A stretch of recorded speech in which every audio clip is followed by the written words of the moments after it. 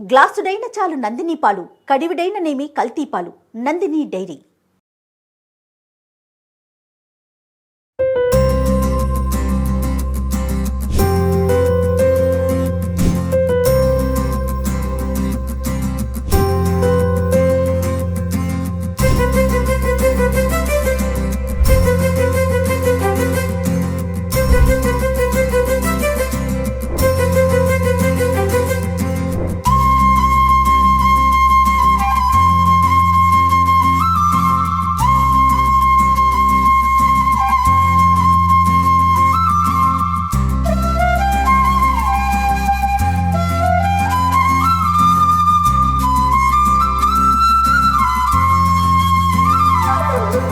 రమ్మగారు సంక్రాంతి అనగానే ఫస్ట్ పిండి వంటలు మనకి అరిసెలే గుర్తొస్తాయి కదండి.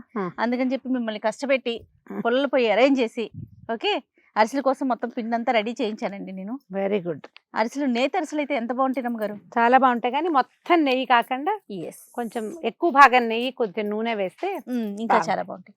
నందిని మిల్క్ వాళ్ళది ప్యూర్ కౌ గీ రమ్మగారు. ఆవు నెయ్యి. ఆవు నెయ్యి రమ్మగారు.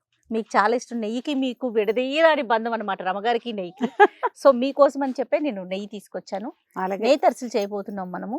Okay okay. నేను హసన్ వెళ్ళి చేసి వచ్చాను కదా, నందిని మిల్క్ యూనిట్ మొత్తం చూసి వచ్చాను కదా. ఆ ప్రాసెస్ అదంతా చూస్తే అబ్బా అబ్బా ఎంత బాగుందంటే, ఎంత ప్యూరిటీ, ఎంత హైజీన్ మెయింటైన్ చేస్తున్నారు రమ్మగారు. మనుషులు ముట్టుకోకుండా చేస్తున్నారు. అస్సలు ఎక్కడ హ్యాండ్ అనేది పడదండి. మరి వేసేనా నెయ్యి? వేసి జాగ్రత్తగా పట్టుకో, కింద పట్టుకొని లేకపోతే అది వెరీ గుడ్. మంట వస్తుంది. ఎస్ వాసన చూస్తాను చూడండి.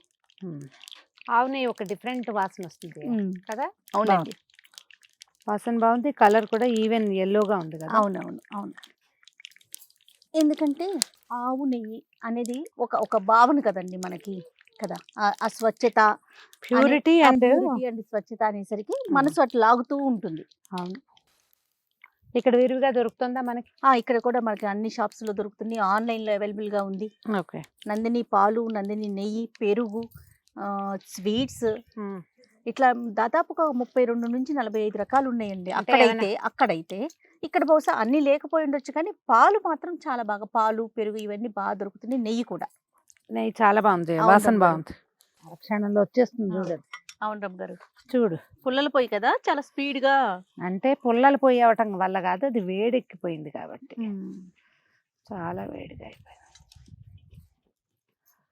దీనికి ఒక 4-5 చుట్టూతా కూర్చుని, అవును రమ్మ గారు, ఒకళ్ళు నొక్కేవాళ్ళు, ఒకళ్ళు వేసేవాళ్ళు. అవును. ఇంతది మూకుడు పెట్టకుండా తాంబాళం పెట్టేవాళ్ళు చేయ ఊళ్ళల్లో.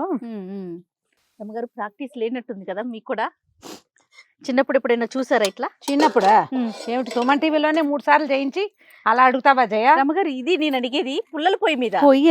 పొయ్యి గురించి ప్రాక్టీస్ లేదని మిమ్మల్ని అంటానికి నాకు ధైర్యం ఉందా అసలు? నేను అనేది అరిసెల గురించి కాదండి. పొయ్యి గురించి. పొయ్యి వంట చేసేవాళ్ళు కానీ పిండి వంటలప్పుడు నాకు వంట చేసే వయసు వచ్చే నాటికి నన్ను అప్పటికి ఇవి మానేశారు మా వాళ్ళు. అదేలేండి.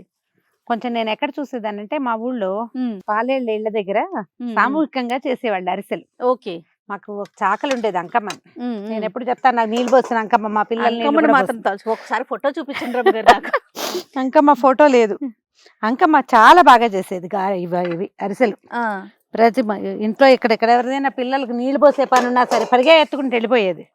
అరిసెల పాకం ఉంది, వాళ్ళ ఇంట్లో ఉంది, వీళ్ళ ఇంట్లో ఉందని అంకమ్మే ఎక్కువగా అందరి ఇళ్లలో పాకం పట్టడానికి వెళ్ళేది. వాళ్ళు చేసేటప్పుడు నేను ఈ పొయ్యి దగ్గర ఆ తాంబూలం పెడతారనేది కూడా నేను వాళ్ళ దగ్గర చూసిందే. ఇప్పుడు మూకిడి కాకుండా తాంబూలం పెడతారండి. పెద్ద పళ్ళేలు పెడతారు. పళ్ళెం పెడితే ఇత్తడి పళ్ళేలు పెద్ద పెద్దవి పెడితే ఒక 3 ఏమో కూర్చునేవాళ్ళు. నీకు రోజువారీ పొయ్యి అలవాటు ఉన్న వాళ్ళు ఈ వేడి పట్టగలుగుతారు. అవును. ఇప్పుడు నేను చపాతీలు చేసినప్పుడు చేత్తో తీస్తానా, నువ్వు ప్రతిసారి అరిచి కేకలు పెడతావు, అమ్మో అమ్మో అంటానా. అది అలవాటు అయిన వాళ్ళు ఏం చేస్తారు, ఈజీ కదా. అవునవును. నాకు ఈ నీళ్ల పొయ్యి అలవాటు ఉంది బాగా. చలికాలం అంతా పొయ్యి వెలిగించుకోవటం మామూలుగా మా ఇంట్లో నీళ్ళ పొయ్యి. పొయ్యి దగ్గర కూర్చుని చలికాగే అలవాటు ఉంది నాకు. చీర వేడెక్కిపోతుంది కానీ నాకేమి వేడి ఫీలింగ్ లేదు. కానీ ఆ స్టవ్ల దగ్గర ఎప్పుడు చేసేది ఇది కొంచెం కొత్తగా అనిపిస్తుందా లేదా? తిట్టుకుంటున్నారా నన్ను? అంటే ఇది ఎవరైనా సహాయం చేస్తే ఎందుకు బాగుండవు, ఇలాంటి పనులు గొప్ప సరదాగా ఉంటాయి. అది మనమే చేయాలంటే కాస్త కష్టం, కానీ ఇప్పుడు ముగ్గురు ఉన్నారనుకో, ఇలాంటివి ఇద్దరు ముగ్గురు రెండు పక్కల నుంచి తీస్తే ఎక్కువ ఎక్కువ వేయగలుగుతాం. మనం ఇప్పుడు 1, 2 వేస్తున్నాం కదా. అవును. చూడు, ఇంత మంటకి 2 వేసేసేయచ్చు.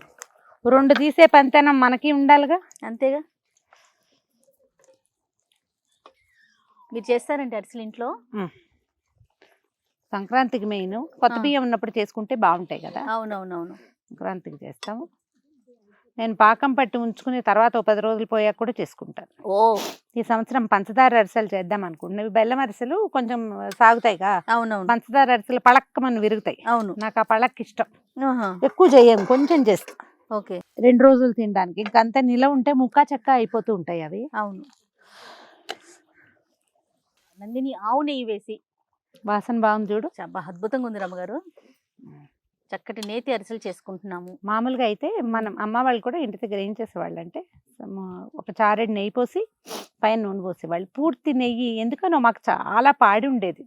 బోల్డ్ అని గొడ్లు ఉన్నాయి మాకు. కనీసం 50 పాలగొడ్లే ఉండేవి. అబ్బా. కానీ నాయనమ్మ అనారోగ్యం అనేవారు పూర్తిగా. అందుకని మాకు నేతి గారెలు, నేతి అరిసెలు, పూర్తి నెయ్యి వస్తువు లేదు. అన్నాల్లో భోజనం చేసేటప్పుడు వేసుకోవటమే తప్ప కాగిన నెయ్యి అరుగుదలకి రాదని ఒక నమ్మకం. అదే పెద్దవాళ్ళకి అట్లా ఉంటుంది కదా. అవునవును. మా ఫ్రెండ్ నిర్మల్ అని ఉండేవారు కదా, ఇప్పుడు లేరు. దాని ఊరి నుంచి నేతి అరిసెలు చేయించి పట్టుకొచ్చేది. నెయ్యి చేయటం గొప్పగా ఉండేది అనుకుంటా. నేనేమనుకుంటానంటే మనకి నెయ్యి మనకి కొత్త కాదు, కాకపోతే అది హెల్దీయా కాదా, సూట్ అవ్వాలిగా. సూట్ అవ్వాలి. పెద్దవాళ్ళకి కొన్ని భావాలు ఉంటాయి. అవును. మేము వాటి గౌరవార్థం అసలు మా అమ్మ కాస్త నెయ్యి కూడా మా నాయనమ్మ కంట పడకుండా పోసేది. కొంత పేరు నెయ్యి డబ్బాలోంచి తీసి అందులో వేసేవారు. జబ్బు చేస్తుంది, పిల్లలు 1కి 4 తింటే అని అలా భావాలు ఉండేవి. కొంచెం పచ్చాలు ఎక్కువ. పాపం పొయ్యి ముందు కూర్చున్నారు, మీకు ఎట్లా అనిపిస్తుంది? కానీ నాకు మాత్రం భలే సరదాగా ఉంది రవ్వ గారు. అంటే నేను చెప్పా కదా, ఇవన్నీ ఎవరైనా ఏర్పాటు చేస్తే మనకు సరదాగానే ఉంటుంది. మీరు తీసేస్తున్నారు జస్ట్ ఒక్కటే కదా. నేను అంటే నాకు ఒకరు నొక్కిస్తున్నారు, నేను వేయటమేగా. పాపం అమ్మ కూర్చున్నారు మనతో పాటు. మనం ఈ పొయ్యిని హ్యాండిల్ చేయలేమని. అమ్మగారు అరిసెలు ఇంకేం చేస్తామండి? అరిసెలు అయితే నాకు తెలుసు బాగా. తెలంగాణలో సకినాలు చేస్తారు.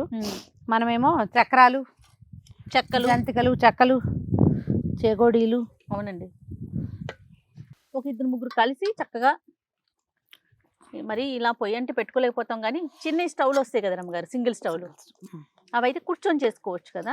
అవును, చక్కగా నేల మీద పెట్టుకోవటం, హాయిగా చేసుకోవచ్చు. రమ్మగారు అరిసెలు ఇష్టమా మీకు కొబ్బరి బూరెలు ఇష్టమా? అసలు కొబ్బరి బూరెలు పెద్ద నచ్చవు చేయను. అవునా?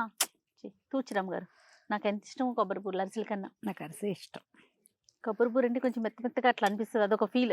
అంటే కొబ్బరి బూరలో ఒక ఖాళీ వస్తుంది చూడు, హాలో, అదేమిటో ఎక్కదు చేయాలి. అట్లా రాదు గారు, అట్లా రాదండి. ఏమో మరి, ఇట్లా బొంగలాగా వస్తుంది కదా అది.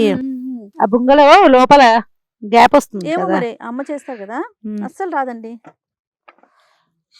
మా ఇంట్లో మా కొబ్బరి బూరలు పెద్దగా తెలీదు. మా విద్యకయ్య మున్సిపల్ స్కూల్లో జాయిన్ అయ్యాక అక్కడ ఫ్రెండ్స్ క్రిస్మస్ కి చేస్తారు జయ మా వైపు. ఎందుకనో అలాగా తెలీదు, కానీ అక్కడ వాళ్ళ దగ్గర చూసి తర్వాత విద్యకయ్య చేసేది. కానీ ఏమిటో పండక్కి ఒక వారం ముందు నుంచి మొదలు పెడతారు కదండి పిండి వంట ఇవన్నీ. ఇంకా 4-5 రోజుల ముందు ఒక 2 నెలల పాల ఇళ్లలో ఏంటంటే పిల్లలు ఊళ్ళ నుంచి వచ్చేసరికి పాపలు వండి పెట్టేస్తారు. అవును అవును. ఏమో నేను ఎప్పుడు ఈ పదం వాడుతూ ఉంటాను, మా ఇంట్లో వాడే పదం కాదు. ఏది? పప్పలు ఉండటం అనేది మా ఊళ్ళల్లో పద్ధతి అన్నమాట. మేము పిండి వంటలు చేయటం అంటాం, అసలు వండటం అన్న మాటే రాదు. పిండి వంట చేయటం రమ్మగారు 2 వైపులా తిప్పి పడుతున్నా, ఒకవైపు ఒకవైపు కొంచెం అది పళ్ళని గోడుగా పెడితే ఇందులో ఒక కారు నూనె ఒక పక్కకు వచ్చేస్తుంది, మళ్ళీ ఎత్తి ఇందులో వేసేసుకోవచ్చు. నువ్వు హసనెళ్ళేవి 3 రోజులు ఉన్నావు కదా. అవును రమ్మగారు. నందిని వాళ్ళు 3-4 నెలల నుంచి నేను హసనెళ్తాను చెప్తూనే ఉన్నావు.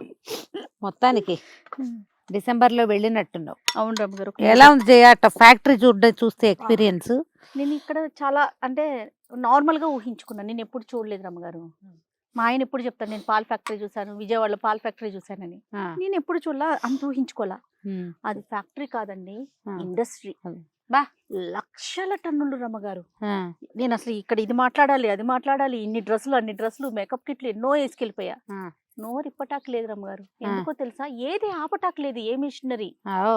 అన్ని లక్షల టన్నుల్లో అక్కడ ఇదవుతోంది అనమాట. ఉమ్. అంటే మనం ఏది ఆపినా ప్రొడక్షన్ ఆగిపోతుంది. అదే అదే. మొత్తం చూసొచ్చాను. నాకు బాగా నచ్చింది హైజీన్ అండి. ఉమ్. ఎంత క్లీన్ గా ఉందంటే ఉమ్. బాబా బాబా మాటల్లో చెప్పలేం. నీకు అలాంటివి లేకపోతే ఆ, ఒక రాష్ట్రం తాలూకు పూర్తి రాష్ట్రం తాలూకు నమ్మకాన్ని ఎట్లా గెలుపొందుతారు? అవును. రైతుల దగ్గర నుంచి నేను రైతులతో కూడా వెళ్ళి మాట్లాడొచ్చాను. రైతుల దగ్గరికి వెళ్ళాను, పాల కేంద్రానికి వెళ్ళాను. చక్కగా రైతులందరూ ప్రతి ఇంట్లో పాడి అండి. నాకైతే నిజంగా ఒక ఈర్ష్య కూడా వచ్చింది రమ్మగారు. మనకి ఇక్కడ అట్లా లేదు కదా. అంటే రైతులకి ఎంత ఎంకరేజ్మెంట్ కదా, ఎంత పాడి పంట కదా రమ్మగారు. ప్రతి ఒక్కరికి ఇదివరకు ఉండేది అన్ని మనకు రకాలుగా కూడా. సమృద్ధిగా ఉంటది కదా. నిజంగా అలాంటి అవకాశమే ఉన్నట్లయితే గవర్నమెంట్ భలే ప్రోత్సాహం అందిస్తుందండి అక్కడ. ఉమ్. కర్ణాటక గవర్నమెంట్ ఉమ్. ప్రతి ఇంట్లో ఆవులు, వాళ్ళకి సబ్సిడీలు, రకరకాల ప్రోత్సాహకాలు, ఆ Actual గా పాలని వీళ్ళే కొనటం మనకు కూడా ఉంది, మనకి ఉంది. కానీ అంత ప్రోత్సాహకం మరి ఎంతవరకు ఉందో నాకు తెలీదు. దానితో నందిని అనేసరికి తిరుమల తిరుపతిలో నందిని నెయ్యినే వాడుతున్నారంటే మనం దాని యొక్క స్వచ్ఛత కానీ క్వాలిటీని మనం ఇంకా అసలు మాటలో ఇంకా ప్రత్యేకించి ఇంకేం మాట్లాడుకోకర్లా. దాని గురించి అదొకటి చెప్తే చాలు, సరిపోతుంది. స్వామివారికి సమర్పిస్తున్న నెయ్యి. అంతే. చాలా బాగుందండి ఎక్స్పీరియన్స్ అయితే. అక్కడ మనుషులు కానీ వాళ్ళు పనిచేసే విధానం కానీ ఎక్కడ చెయ్యి తగలట్లేదు రమ్మగారు. అదే ఆవు దగ్గర నుంచి మెషినరీ పూర్తిగా ఆవు దగ్గర తీసిన దగ్గర నుంచి టిన్ మిల్కింగ్ మెషిన్స్ అంటావా? మిషన్ పెడుతున్నారండి. అట్లా చేత్తో తీయట్లేదు, మిషన్స్ పెట్టేస్తున్నారు. ఫైనల్లీ సక్సెస్ఫుల్ గా నందిని నెయ్యితో సంక్రాంతి అరిసెలు మనం కంప్లీట్ చేసేసుకున్నాం. ప్రేక్షకులకి ఏమైనా చెప్తారా ఒక్కసారి? చక్కగా అరిసెలు వండుకోండి హెల్దీగా. నెయ్యి కూడా వేయాలంటే నందిని నెయ్యే వాడుకోండి. స్వచ్ఛమైన ఆవు నెయ్యితో చేసిన అరిసెలు ఎవరికైనా పంపించడానికి బాగుంటాయి, మనం తినడానికి బాగుంటాయి. ఆరోగ్యానికి ఆరోగ్యం. అంత పూర్తి స్థాయి నెయ్యి వద్దనుకుంటే మేము చేసినట్టుగా కొంచెం నూనె, కొంచెం నెయ్యి వాడుకోండి. రైతమ్ గారు, ప్రేక్షకులందరికీ మరొక్కసారి సుమన్ టీవీ ప్రేక్షకులందరికీ సంక్రాంతి శుభాకాంక్షలు.